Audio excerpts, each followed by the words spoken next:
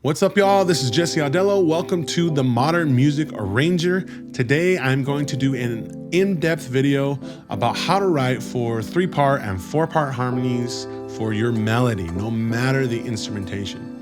So for all my people in a hurry, here's a TLDR version. Step 1, you need to figure out which scale to use to harmonize. Step 2, you gotta harmonize using scales on the 1st and 2nd scale degrees. And if you have a leading tone, use the chord on the 7th scale degree. Step 3, check for repeated notes and inner voices and sub out similar chords to avoid those.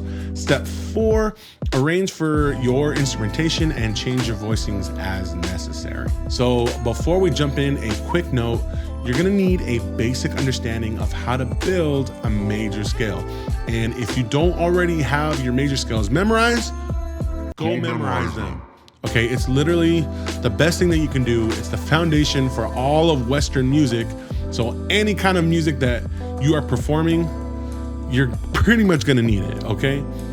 Go memorize your scales and then come back and watch this video. So let's talk about harmonies. This is the process that happens before you arrange for different instruments, okay? So to start, in basic terms, harmonies are assigned to melodies based on the key and the chords of the music. So for example, if I have a melody like this one over an F major chord in the key of F, then I'll use notes from the F major scale to harmonize it. And here's what this melody sounds like.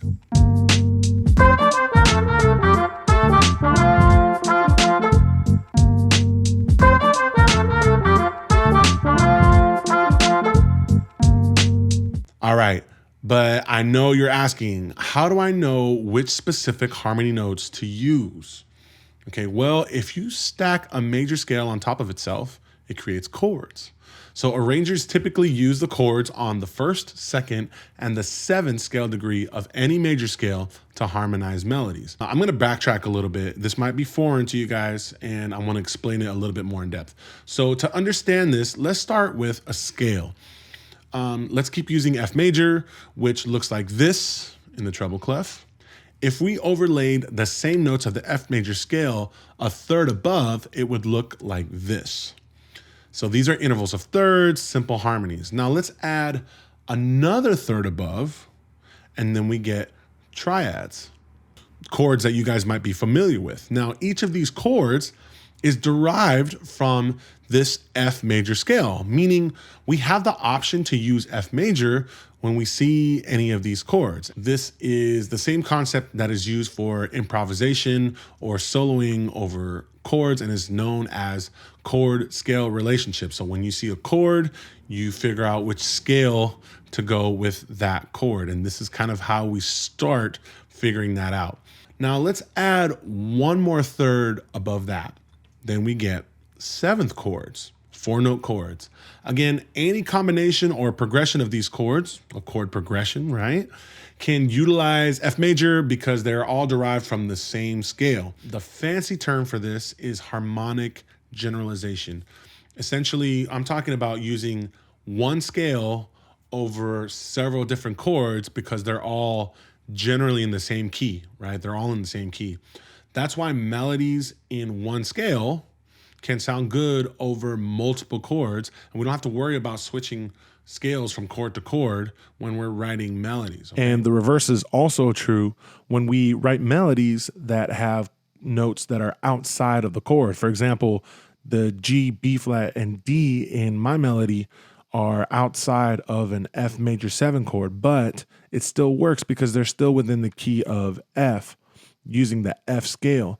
And I'm not using those notes on strong beats. I'm using them more on upbeats. We're talking about the idea of stacking in thirds and harmonizing based on the chords that are built, okay? So that's why it's so important to have a solid understanding of scales before you're jumping into the concept of harmonization. All right, so let's go back to our harmonized melody in F major scale and our example in F major.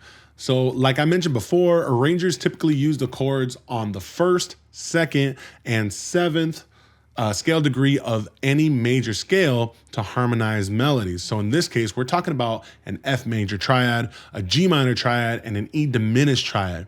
Now the F major and G minor triads comprise almost all of the notes of an F major scale. And the E diminished covers the seventh, the last note.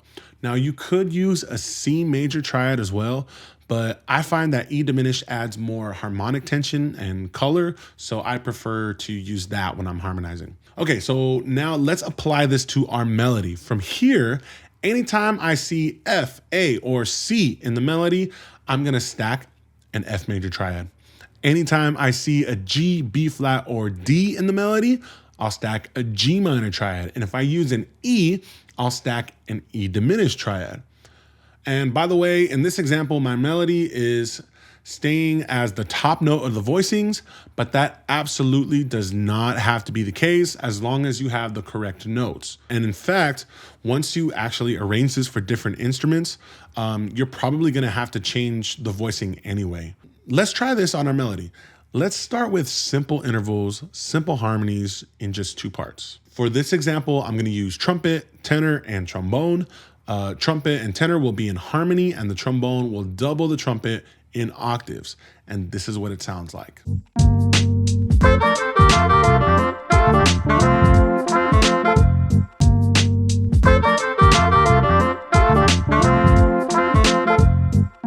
All right, again, so all of these harmonies are based on F major and G minor triads, but we're omitting the fifth. You might need to use this if you need more weight to the melody and you just want to add a little color of harmony.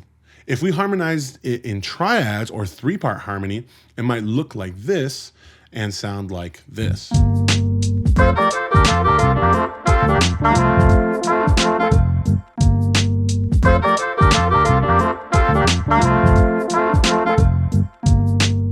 So one thing you'll notice is that I'm specifically trying to avoid repeated notes in the harmony lines even before I arrange them. It's part of standard practice for arranging, essentially just avoiding repeated notes. And the best way to check your for repeated notes is by just playing through all the parts yourself. Okay, let's say I want to write in 4 parts with each part having a different note. We're gonna use 7th chords. The same idea applies to harmonizing 7th chords.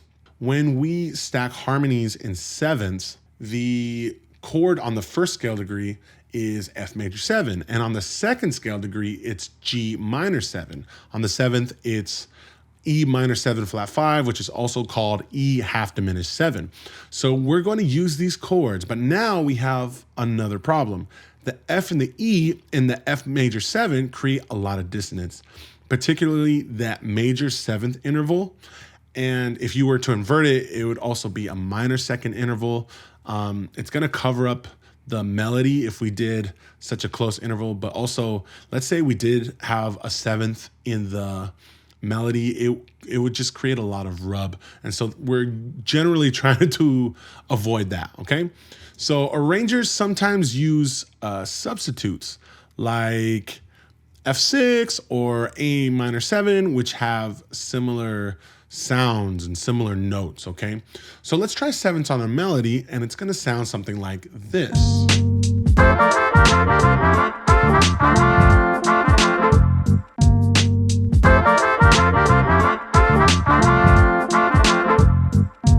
So one thing that I noticed is that this has a very classic big band or like a 40s MGM orchestra sound. That's because these chord choices were commonly used in that era. So to modernize the sound, you could use more color notes or extensions on the chords. So F major 9 instead of F6, for example, or use tools like parallel chord movement, harmonies in fourths rather than thirds, tritone substitutions, and other things. These are all examples of modern harmonizing techniques that I can cover in later videos. Let me know down in the comments if you'd like to see something like that. Something you'll notice in my example is that all the parts are moving together and there's no contrary motion and there's no counterpoint. There can be, but I choose not to do it for this video, and there's a couple reasons why. One is that I want to keep these videos accessible and not add too many concepts at once, but it is a great technique for creating variety in your harmonies, contrary motion, and counterpoint. But reason 2 is because it comes from personal experience. So here's a little bit of advice for my aspiring arrangers out there. Basically, when players' lines sound similar, right? When they come in at the same time, when the lines move together, when harmonies sound standard, regular harmonies, right? They worry less about their part and play more confidently right away. So I'm going to say that one more time. When players' parts sound similar, they are more likely to be confident in playing their parts right away. The problem is that you'll end up writing something maybe a little bit more complex. It'll take a few more times rather than just the first or second time to actually read through it. Me personally, I don't like to waste people's time. Okay, especially if I'm in a recording session where I'm not paying for the session and I know that it's expensive. I don't want to waste my client's time. If it was my own thing, that's something different. And if it's your music and you get to rehearse it, then write whatever the hell you want, right? But I'm trying to make your arranging experience as painless as possible and maybe even get you guys hired at some point if that's your aspirations, right? So writing in similar motion is a good place to start. That's enough of that. Let's get back to our example. So once you have the melody harmonized, you can assign the notes to different instruments. Now, I mentioned before, you might have to invert a chord or you might have to use a different voicing. And please check out my videos on 3-note and 4-note horn voicings. But essentially the basic harmonic structure is there.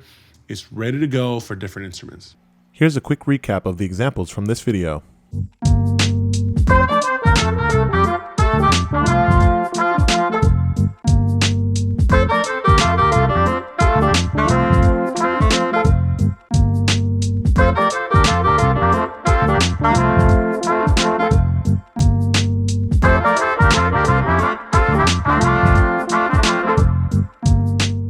All right, so that's it for this video.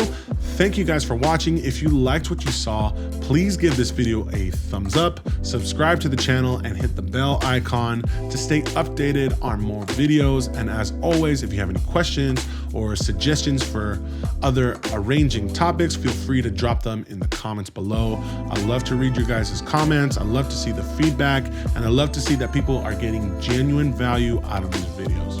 All right, that's it for me. I'm Jesse Adello with Modern Music Arranger. See you guys next time. Peace.